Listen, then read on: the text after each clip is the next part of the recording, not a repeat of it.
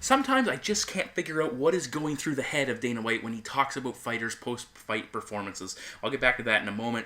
Welcome back to Kamikaze Overdrive MMA Predictions. As always, I am your host, Scott Johnson, and on this episode of the show, we're breaking down the upcoming UFC Fight Night 76 event, which will take place on October 24th from Dublin, Ireland. I'll be giving you my predictions for the 4 main card fights. All 7 preliminary breakdowns will be available at kamikazeoverdrive.net. Now, before we get into a couple other topics, Dana White was asked to discuss Ryan Bader's performance coming off his UFC 192 upset, which I predicted, of Rashad Evans. He said he was disappointed that he did not finish Evans. Well, unfortunately, Dana White, one person in, I think, 24 have been able to finish Rashad Evans, and that includes the former champion John Jones, not being able to finish him. Ryan Bader fought an excellent, calculated fight that got the win over a dangerous opponent. Yes, Evans is not the same place he has been at points before, and that's why I picked against him. But the point is, he got the win, and I think Ryan Bader should be fighting for the title next. I'm not a huge Ryan Bader fan, but I think 5 consecutive wins in the division, devoid of a lot of depth, should warrant Ryan Bader a shot at Daniel Cormier. I think he should get the shot over Anthony Rumble Johnson, who's already had a recent opportunity and did not get the job done. The way I look at it, Cormier versus Bader makes sense next. The winner of that, most likely, I would think Cormier still wins that, takes on John Jones when he returns, and then after all that DC Jones scenario is done, then let Anthony Rumble Johnson fight the winner of that. It sets up a pretty nice 2016 for the title, end of 2015 into 2016. Again, Cormier talking about taking some time off. Nonetheless, why does Dana White say things like that? This is a tough sport to finish fighters in. Yes, for some it comes easy. Nonetheless, it was a big win for Bader. Don't diminish it. I'm coming off a pretty solid record, 9-3 overall at UFC 192. My bet packs produced just short of 50 units won. I had some solid plays, including, of course, Bader. Adriano Martinez was another upset pick I picked. I also really liked the prop bet. I say get all over Rose Namajunas to finish Angela Hill. They gave you 2.5 rounds at over $2. Take that and run with it. She finished it under a round, so I was pretty happy with that pick. Again, you can buy the bet packs. I am posting my bet packs. You're going to make it. You can still buy this one for $10, or you can buy the remaining 9 bet packs of the year for $70. You're saving $20 if you want to do that. I've been on a roll of late. The last 9 bet packs overall have won 561.78 units. I think with 10 with this recent one, I'm over 600 units won. It's been a good run. Jump on it while you can. Also, I've recently put a Facebook page up. You can click on the like button on the right-hand side of my website. So check that out. Like me on Facebook. You'll get updates there. You'll get the videos sent right there. As always, we've got 4 pretty good fun fights to predict, so let's get to that first one. The opening fight of the night takes place in the UFC's welterweight division as Denmark's Nicolas sharpshooter Dalby, 14-0, takes on England's Darren Till, also undefeated with a 13-0 record. And yes, these guys are both undefeated, pristine, lovely records. Till, though, 22 years of age, Dalby 30, so different stages in their career despite being relatively the same place record-wise. Dalby seeing a little more urgency to make a run at his, a little older or longer in the tooth. Dalby is the former Cage Warriors welterweight champion, so he's already got some title belt around his waist. He wants more. Coming into this fight, Till has 9 wins by knockout, 2 submissions, and 2 decisions, which include 4 first-round finishes for Dalby, 4 knockouts, 3 submissions, and 7 decisions. He has 3 first-round finishes to his name, and this guy's, he's gone 12 rounds in his last 3 fights, so it shows you he's fighting at a little bit of a higher level with a couple championship bouts mixed in there. Physically, Till 1 inch taller, equal in reach, and as stated, Till is the significantly younger man. Accreditation-wise, Dalby, BJJ purple belt, green belt in karate. Till comes in, he's a Muay Thai background, he's training in Brazil. In their first performance, this is for both guys, is the second opportunity to fight in the UFC. Till had a dominant second-round finish in his debut. Well, you look at what Nicolas Dalby did. He went into Brazil, fought a Brazilian, and he won a split decision. I picked against him, but I felt he deserved a unanimous decision in that fight. I felt his opponent really wasn't in it at any point in time, but nonetheless, getting a win in Brazil is pretty significant. There are some question marks when you look at Till's recent competition. Over his last 3 fights, he's gone 9 rounds total after being kind of a finisher early in his career, which tells you he's fighting better competition. The 4 fights before his recent upkick in competition, his opponents were combined 5-11, so he was kind of doing some can crushing where he was competing. For Dalby, you look what he brings to the cage as far as skill set. He's a little bit hittable, and that's actually why I picked against him in his last match, where I thought his opponent had a lot of power and was going to hurt him at some point. He lost a significant strikes battle in the last matchup, 57-41 in that fight, but he was landing better quality strikes. I thought, even though, quote unquote significant strikes, I thought he was doing more with his output, and he had a lot more success with his clinch and his wrestling game, which won in the positional battle, which made up for that gap in overall strikes. He has a good wrestling game, solid striking. He's a multi-dimension fighter, so that's really a nice asset to have on your side. He comes from a karate background. He's a kick-first fighter, even though it's not something he will just spam. He will mix it up well. Look for him to throw head kicks, body kicks off his lead leg. He keeps his hips cocked at all times, and he's ready to unload with leg strikes anytime he gets the opportunity. His boxing is pretty decent, straight, crisp punches. He's improving it all the time. Not a ton of power. When he gets in the clinch, look for him to use knees, really lean on his opponent, force him to carry his weight, and eventually drag him to the mat, and really exhaust them from the position. For when he's looking to take the fight to the ground, he has nice level changes for a power double, which we saw in his last fight. He's a good scrambler, which can lead to him securing top position. He did lose position once in his last fight looking for a submission. That's something he wants to tighten up a little bit because he doesn't want to spend a lot of time on his back against Darren Till. At one point early in the fight, he grabbed a takedown, got the position he wanted, and then didn't do anything with it. He wasn't active enough, got stood up. Again, another thing he wants to avoid once he gets the position he wants. For Till, Muay Thai background, trains out of Brazil. Fights with a very open stance, kind of a high guard that a crisp striker like Dalby might be able to capitalize on, coming right down the middle. Rear leg round kick to the body is something he will look to unload with. He likes to keep his opponent at kicking range, so that's very interesting how both guys will favor that setup. He lacks, though, a lot of again, set up for his kicks. He doesn't, disguise them with anything. He just kind of throws them straight out in singles. He will counter strike, and he's still trying to develop his hands, throwing a jab or a straight left are his best attacks. One of the, he will wait on his opponents. They said counter with an uppercut or a hook. A lot of single strikes. Sometimes he waits a little bit too much and lets his opponent be busier. We did see in his last fight when his opponent tried to take him down, he had a nice counter. He was a bit of a whizzer and countered into a throw, put his opponent on the mat, and immediately moved into a dominant position. His clinch game is so I think it's an area he could struggle with against Dalby, who should be able to control him in that position and look for wrestling. He was pinned on the cage a couple times early on by Oliveira in that last matchup and took some knee strikes against something he does not want to get put into position here with. Once he got the fight to the mat, he had big elbows from top position, eventually picked up the stoppage. He turned it up and opened up his opponent nicely, and it put him away. For this fight, Dalby needs to tighten up his defense. I think he'll be a little more comfortable in a second fight. Actually, both men should be, considering it's a second opportunity to fight in the UFC. I think Till tends to be a little bit too inactive at times, looking to counter. I think Dalby will keep things a little bit tighter, and I think his strategy will be just a little bit more refined. I think Dalby uses the clinch game, will land some wrestling with some solid top position. He'll be the more active striker. I think it's going to wear Till down. His pace will be too much, and my prediction is Nicolas Dalby to defeat Darren Till via a close decision. Fight number 2 in the main card takes place in the UFC's lightweight division as Stormin Norman Parke of Northern Ireland, 21-4-1, battles the returning Reza Mad Dog Madadi, 13-3-0. Now, this fight was originally the headliner of the prelims. It was moved up with the co-main event being removed from this main card. So a little more added exposure for both these men, a little more pressure. Parke has lost 2 in a row. Pardon me, and has just 1 win in his last 3 fights, losing close matchups to Francisco Trinaldo and Gleison Tibau, 2 very heavy, difficult opponents, big, strong Brazilians. Madadi is returning after a 31-month layoff that included a 14-month prison sentence. We'll not get into the details there, but still, that's kind of significant. It disrupts your MMA career, if you will. The last time we saw Reza, he submitted Michael Johnson, who's now a bona fide top 5 fighter in the division, and that's a big win. If he can pick up a win over Norman Parke, it gets him right back into that position. Now, obviously, Johnson wasn't the fighter he was then that he is now. Nonetheless, it's a big name to have on your resume. Prior to that, he lost a controversial bout to longtime rival and now retired Cristiano Marcelo. Now, same height physically, 3-inch reach advantage for Reza. Parke is 8 years younger, and that's something worth noting. Both guys are coming from grappling backgrounds. Reza, a Swedish Greco-Roman wrestling champion. BJ Purple Belt, 8 wins by submission. He averages 4.54 takedowns at a 58% completion rate. He's picked up 10 takedowns in his 3 UFC fights. For Parke, he's a black belt in judo, Irish freestyle wrestling champ as well. 12 wins by submission. He has been tapped out twice. His takedown number's not quite as impressive, 2.28 takedowns at a 27% completion rate. He did land 4 against Francisco Trinaldo, and that kind of came later in the fight when the match was already out of reach. Big number for him, 87% takedown defense, so it's tough to take him off his feet. Gleison Tibau attempted 6 takedowns, was only successful on 2, and that's what kept the fight close for Parke in that matchup. Now, One of the biggest things with Norman Parke is he tends to freeze up in fights. He's had trouble pulling the trigger in matchups, and he seems to be constantly backing up and struggle when fighters come forward with pressure. He doesn't seem to have a good answer for that. He does very well when he's moving forward, and he's very aggressive, as he's not the same fighter when he's fighting off his back foot.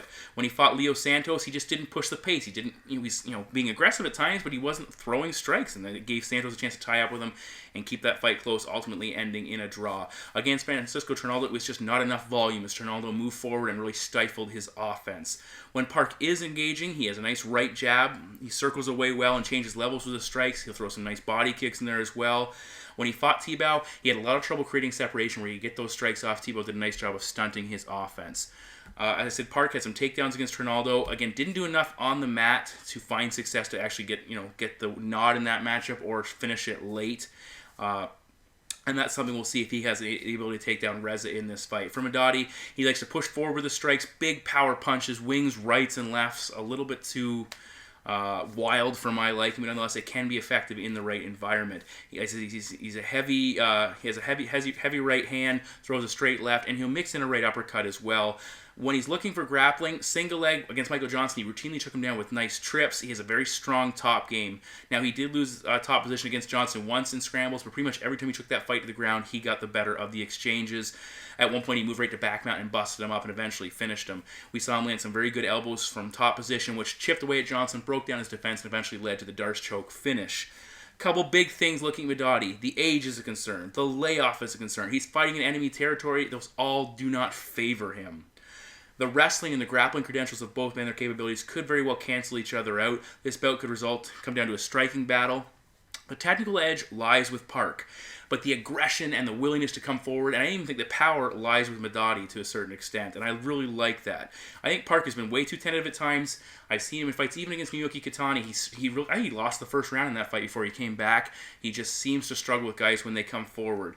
And I think that's going to be a cost him here against an aggressive, forward-pushing striker. I think Madadi pushes forward. He keeps Parke backing up. He might even have success with his wrestling. That wouldn't shock me. And my prediction is Reza Madadi to defeat Norman Parke. I'll take Reza by decision. In the newly minted co-main event, we have flyweights as Paddy, the hooligan Holohan of Ireland, 12-1-1, certainly going to be the crowd favorite, takes on the last samurai, Louise Smolka of the United States, with a record of 9 wins and 1 loss. Now, so this fight was promoted to the co-main event. Holohan, coming from Ireland, certainly will be a crowd favorite coming into this, and that will be a big-time advantage. Now, both men come in on a 2-fight winning streak. Smolka coming off a win over another Irish fighter in Neil Seery. He also beat Richie Voss in Australia, so he knows what it's like to go into enemy territory, fight a crowd favorite, and knows how to pick up that victory and diffuse that extra pressure in a hostile environment. Physically, both men are very tall for the division. Paddy will have a 1-inch height advantage. He also will have a 1-inch reach advantage. Smolka is 3 years younger. Now, looking at Holohan first. A BJJ purple belt. 8 of his 12 wins have come by submission, including 4 rear naked chokes. He also has 3 by triangle. I think it was a modified triangle was the 4th one. So you see he has 2 preferred ways to finish opponents on the mat, even though I'm sure he'd go for something else if the opportunity presented itself. For Smolka, brown belt in judo, 4 wins by submission, including 2 rear naked chokes, a darce, and an armbar. Both guys know how to use their extra long limbs when hitting the mat to their advantage. So that should be very interesting to see how these two handle each other when they hit the ground. The wrestling numbers are similar. Both average just over 2 takedowns per fight. Paddy Holohan at a 50% completion rate. Smolka at a 35% completion rate. For Holohan, his better takedown defense, 60% takedown defense compared to 27%, but Smolka's numbers are inflated by the 9 takedowns he gave up in his debut against Alpo Skiljic in a fight that he won, and use those takedowns to, basically get his grappling game involved and grapple and scramble and reverse his way into a better position. We did see in the last fight for Smolka, he showed improved wrestling, landing 6 takedowns against Neil Seery, and just overall showed a very dominant grappling game, which led him to the win and multiple submission opportunities. Now, both guys are very good scramblers and dangerous in the transition, will attempt submissions, at times will give up positions. So it'll be interesting to see if either one of those do that, knowing how dangerous the other guy is should they get the advantageous position on the mat. When we're talking striking in this matchup, I think Smolka has an advantage. He definitely statistically has an overall advantage in output. He lands almost 2 strikes more per minute than Holohan, and that's something I really favor the American in this matchup for. If he can keep it on the feet, I think he can push the pace, and that'll really be to his advantage. Smolka also gets hit more, but I've really yet to see Holohan work at a pace that will exploit that, and I think Smolka will be able to get the better of those exchanges. Also, the edge overall in diversity lies with the American as well. When you look at Holohan's past fights, when he fought Chris Kalitis, he started very strong in that matchup, but he slowed down and started to lose the positional advantage in that fight. It ultimately cost him. He got tired. He couldn't deal with Kalitis on the mat, and that was ultimately his undoing. Smolka carries a very heavy pace with his grappling, with his striking. He forces opponents to constantly work, and it really wears them out. It could have a similar effect. Again, when he fought Elbow Skilic, he was constantly being taken down, but he was always in the offensive once they hit the mat, was countering and grappling and looking for transitions and just constantly looking to do something to his opponent that forced him to work, and ultimately got the win as a result. You know, when you look at Smolka's only loss, it came against Chris Carriasso in a fight where Carriasso got had a significant edge in the striking and minimized the grappling exchanges. When they did, he kept it very simple, remained on top, and held the position. He was able to neutralize whatever Smolka threw at him, but he got a significant edge on the feet, and that was all, you know, his undoing. I don't know if Holohan can do that. I expect Paddy to get off to a very strong start, bolstered by the home crowd. And a hometown decision is certainly a major concern when you're picking against a hometown fighter. But I don't think Holohan carries a good enough pace to push Smolka on the feet. And I think as the fight progresses, we'll see Smolka getting the better of the positional advantages. I think the striking favors Smolka. Grappling will be very close early on, but the cardio and the endurance of the American will give him a big-time edge. He needs to separate himself and show that he is the better fighter and prove to the judges it's very difficult to give a decision to Paddy. But nonetheless, my prediction is Luis Smolka to defeat Paddy Holohan by decision. In the main event of the evening, we are in the UFC's lightweight division. His former top-ranked featherweight fighter and newly minted 13th-ranked lightweight fighter, Dustin the Diamond Poirier, 18-4-0, battles Ireland's own Irish Joe Duffy with a record of 13 wins and 1 loss in a matchup that should be fantastic. Now, both guys come into this matchup with a common opponent, and that common opponent is Conor McGregor. Duffy submitted him back in 2010. I think it was like 38 seconds. He put him away, where Poirier was knocked out by him in late 2014, which is Poirier's only fight in his loss in his last 6 fights. But keep in mind, both men fought Conor at different stages in their career. Conor's come a long way since Joe Duffy submitted him in that matchup. Looking at Dustin Poirier first, he has fought some top-level competition when fighting at featherweight. Max Holloway, the Korean Zombie, Cub Swanson, all very, elite-level guys. And he's fought superior competition when you compare his 2 fights at lightweight to Duffy's 2 fights at lightweight. I favor Dustin Poirier in, those scenarios. For Duffy, his wins came over Jake Lindsay and Ivan George, who have a combined 2-5 win in the UFC, 2-5 record in the UFC, with both those wins coming from George, and neither one of them coming over impressive opponents. Both his victories came over guys who are no longer with the promotion either. And he does have a win over Norman Parke again earlier in his career, back at the same time he beat Conor McGregor. Nonetheless, this is easily the biggest opponent that Duffy, most accomplished opponent that Duffy has faced in his career. Physically, Duffy 1 inch taller, 1 inch reach advantage. The American will be 1 year younger. Poirier has looked very good at lightweight since moving there, not focusing his camp on the cut, not nearly as trained. So that's another physical advantage that he should have in this fight.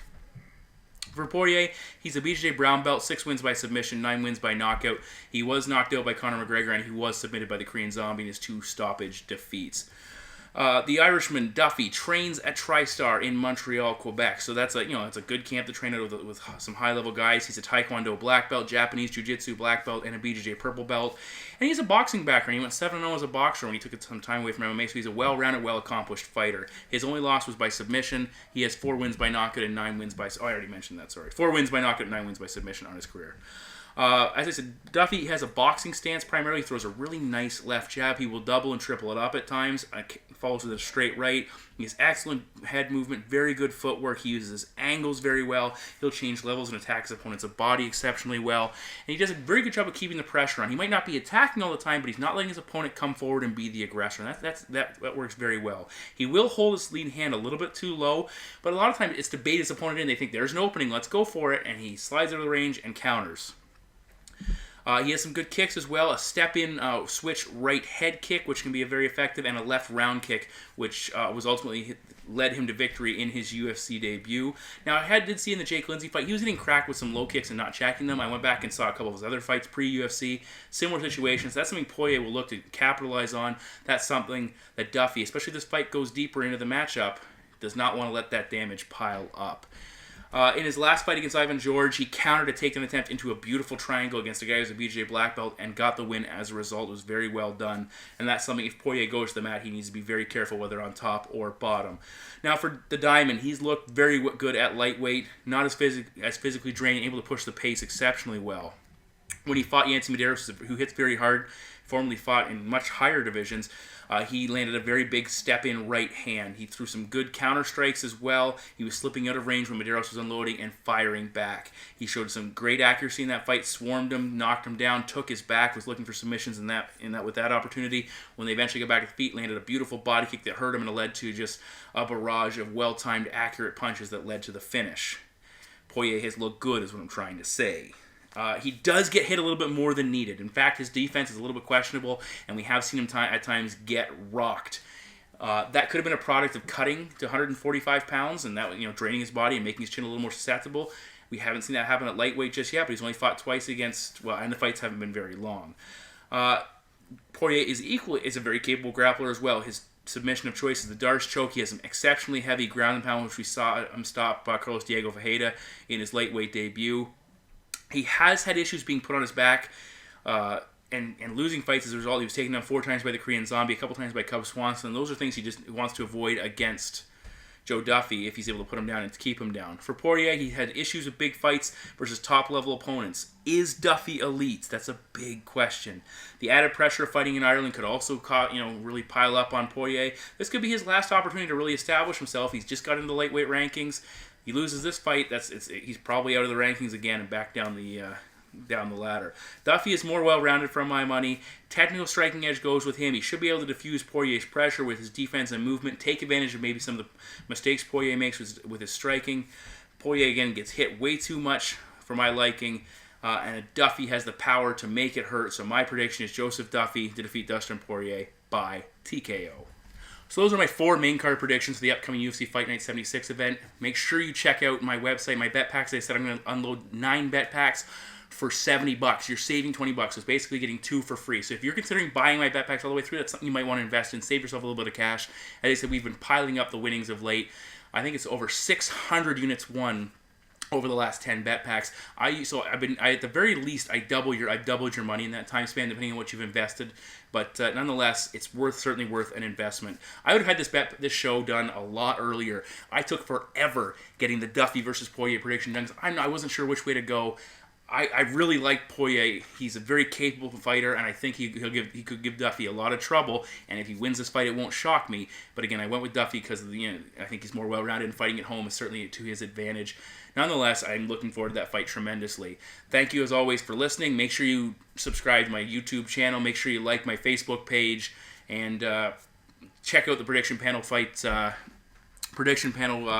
guys as well. I just wanted to give a quick shout-out before I go, because one of my predictors, actually all of them did a fantastic job at UFC 192, but Mitchell Davies went 12-0 undefeated, which is pretty darn impressive. Ryan Poley and Ryan Windsor both went 9-2, and Ryan Underwood went 9-3. So all those guys are bang on with their predictions. So don't come to my site just for me. Come to my site to check out all of their work as well. Thanks, guys, and take care.